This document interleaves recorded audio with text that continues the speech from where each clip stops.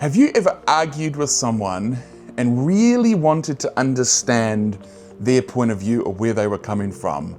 Well, it just so happens that I have figured out how to do that with ChatGPT. I've used it for 8 months to run my life. I've lost 70 pounds. It's running my finances. It's made me go full-time on YouTube, and I'm training for a half marathon. But one of the things that I found out that it was actually really good at was actually that kind of conflict resolution.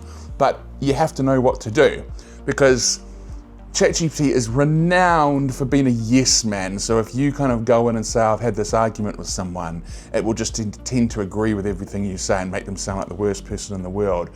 And I didn't like that, because I like my ChatGPT to be unbiased. But today I'm going to show you how it can actually show you what the other person's thinking, and whenever it does it for me, 9 times out of 10, once I understand the other person's point of view, all my kind of angry feelings go. I understand their point of view, and it's just so good at like coming up with that kind of resolution between two people, because if you can understand what they're thinking, you can approach that conversation much better. But let's get into it.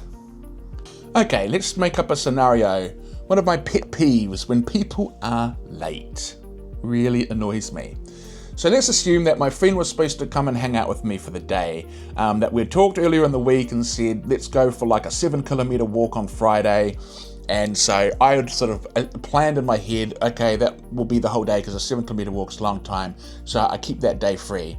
And then on Thursday night, we're talking and they say to me, well, I've got an appointment at 12 o'clock, so I'm not going to be there till 3. So I'm annoyed, because it's like, well, damn, like you said you were going for a long walk. 3 o'clock isn't enough time. Like that's really squeezing the time in. So I'm feeling like I've made time to spend the whole day with you, and now you're not coming up. So until 3 o'clock, you could have told me. I'm really annoyed by that. So then the first thing I do is I go and I talk to ChatGPT.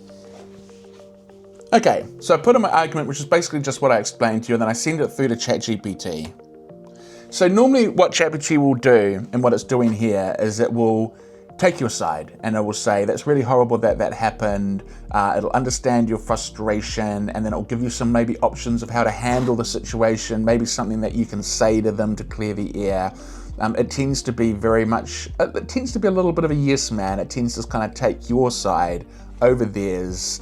It doesn't really kind of tell you what they might be thinking. So I think sometimes that little bias can be quite bad, because if you're already kind of like slightly angry with the person, and then ChatGPT's been like, yeah, they're really bad, yeah, they shouldn't have said that, you should say this, you can get even more kind of annoyed with them, and it can like escalate the situation, which isn't good.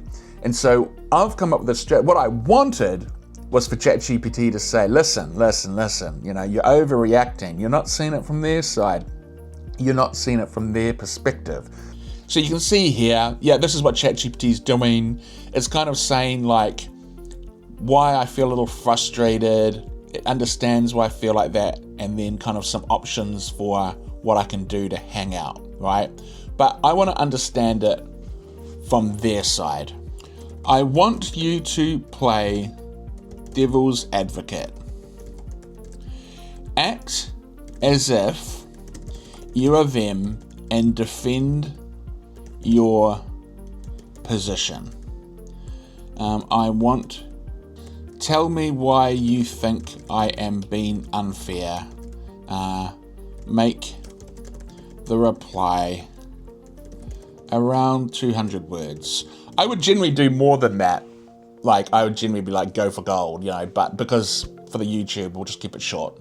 So let's see what it comes back with. Being a bit unfair here. When we first talked about hanging out, we tossed around the idea of a long walk, but I don't remember us locking in a full day plan.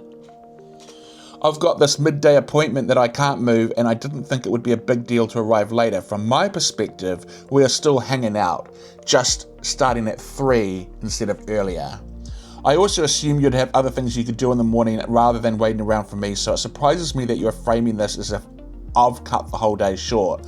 Life happens, schedules shift, and I don't think that means I'm not valuing our time together.